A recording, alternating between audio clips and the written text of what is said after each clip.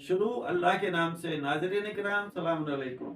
میں علی قمبر کاظمی رسول پور دہلوی میرٹھ سے آپ کی خدمت میں پیش کر رہا ہوں وہم اور اندھ کے خلاف ایک تحریک، جس میں آپ پائیں گے ہماری ریسرچ سے متعلق کچھ نئی باتیں۔ آج میری گفتگو بہت حساس اور سینسیٹیو مرحلے میں داخل ہو رہی ہے۔ آپ سے خصوصی توجہ اور اسے زیادہ سے زیادہ لوگوں تک پہنچانے کی گزارش کرتا ہوں۔ آج سے قدرت کاملہ یعنی اس یونیورس، کل جہانوں پر ان کے خالق کا کتنا اختیار ہے اور ہم اس کا کتنا اختیار اور کنٹرول مانتے ہیں، اس سے متعلق گفتگو کرنا ہے۔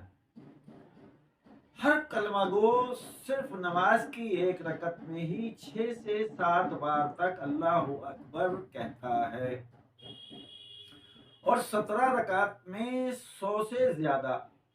اس کے علاوہ تسبیحات اور عام گفتگو میں بھی، مگر اس کا اللہ کتنا بڑا اور کتنا صاحب اقتدار و اختیار ہوتا ہے یہ وہی جانے۔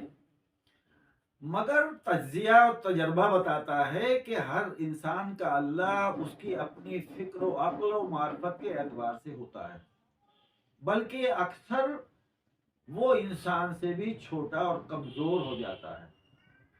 مثلاً ساری کائنات کے جانداروں کو رزق پہنچانے والا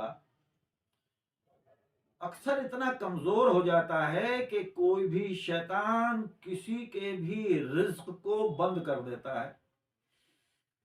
مثلاً اللہ کسی بیمار کو شفا دینا چاہتا ہے، مگر کوئی بھی خبیث چھوچھا سے اسے صحت یاب نہیں ہونے دیتا۔ مثلاً کوئی بھی اچھا خاصا تندرست انسان جس کی موت کا حکم اللہ نے ملک الموت کو نہیں دیا، کوئی جادوگر اپنے جادو سے اسے مار دیتا ہے۔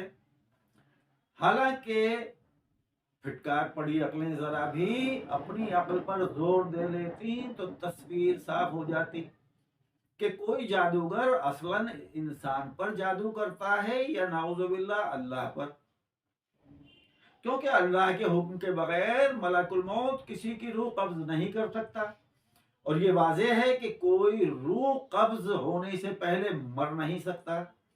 تو پھر جادوگر نے اپنے جادو کے اثر سے اللہ کے ارادے کو بدل دیا، نعوذ باللہ من ذالک۔ یہ ہے خود پرستوں کا اللہ کہ اس کی اس دنیا میں کوئی بھی کچھ بھی کر جائے، نعوذ باللہ اسے معلوم نہیں ہوتا۔ یہ تو بھلا ہو تعویذ نویسوں کا کہ وہ بے سہارا مخلوق کا سہارا بن جاتے ہیں۔ ان حالات پر ہنسا جائے کہ رویا جائے، صاحبان عقل و شعور طے کر لیں۔ ہم جیسے انسانوں کی اکثریت اپنے جیسوں کو متاثر کرنے، معاشرے میں مذہبی کہلانے، مسجدوں کی اگلی صفوں میں جگہ پانے کے لیے اللہ اللہ کرتی ہے، جبکہ ان اعمال کے ہوا و ہوس، خواہش اور غرض کے تابع ہوتے ہیں، کیونکہ جب وہ اللہ کا دم بھرتے ہیں تو ان کی ذاتی مفادات اللہ سے وابستہ ہوتے ہیں، اس وقت ان کا اللہ اکبر ہو جاتا ہے۔ حالانکہ یہ وقتی ڈرامہ ہوتا ہے، حقیقت سے اس کا کوئی واسطہ نہیں ہوتا۔ یہ لوگ خدا پرست نہیں بلکہ خود پرست ہوتے ہیں۔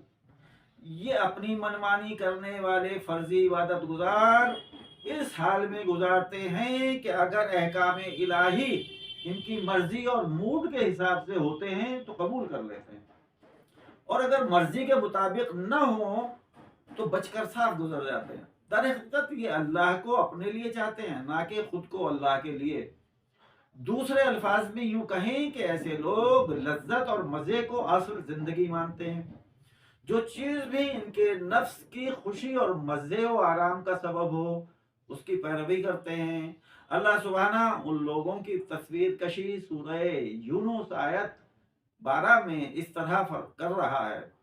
انسان کو جب کوئی نقصان پہنچتا ہے تو اٹھتے بیٹھتے کروٹیں بدلتے ہم کو پکارتا ہے، اور جب ہم اس کے نقصان کو دور کر دیتے ہیں تو یوں گزر جاتا ہے جیسے کسی مصیبت میں ہم کو پکارا ہی نہ تھا۔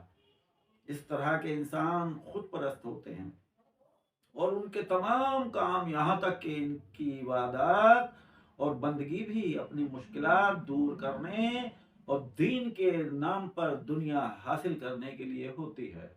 باقی کل